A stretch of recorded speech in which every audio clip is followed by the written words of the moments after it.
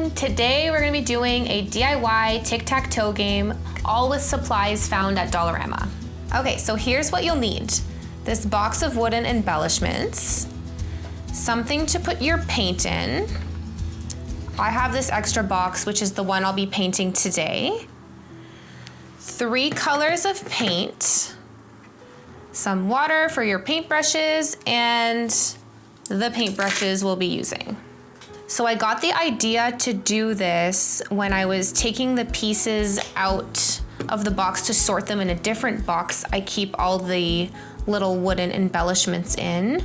When I saw the box, the empty box, I thought this would be perfect for a tic-tac-toe game. All right, so let's paint this box white. I like to use this tray I have underneath when I'm painting because I can easily just wash it off right after.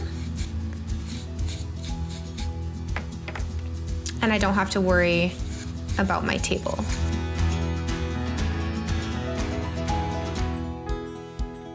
So when you're painting the box, for the first layer, it's really important you get into all the little corners, just to make sure it's all uniform once it's done. And depending on the color you chose, you might not need a second layer. I chose white, so I probably will need a second layer, just because I'm seeing the wood pop through a little bit. And this is where the tray comes in handy, because I already painted the side and now I'm putting it right down on the tray. So one thing I really enjoy about using acrylic is that it dries really fast. So it's good when you're flipping something around and wanting to get every side of the item that you're painting.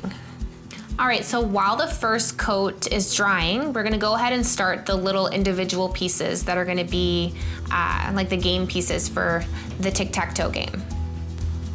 I'll just let my hands dry again. All right, so the box I picked up was fall themed, but all you wanna do is make sure that you have 5 for each color. So like if it would be 5 X's and 5 O's. So I think I'm gonna use these little hedgehogs. They're pretty cute.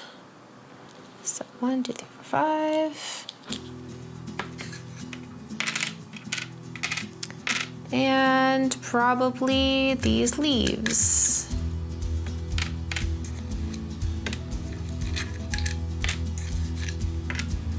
So I'm gonna paint the leaves yellow.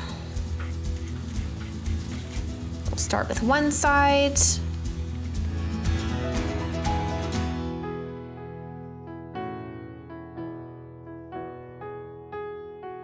And we're gonna paint these little guys purple.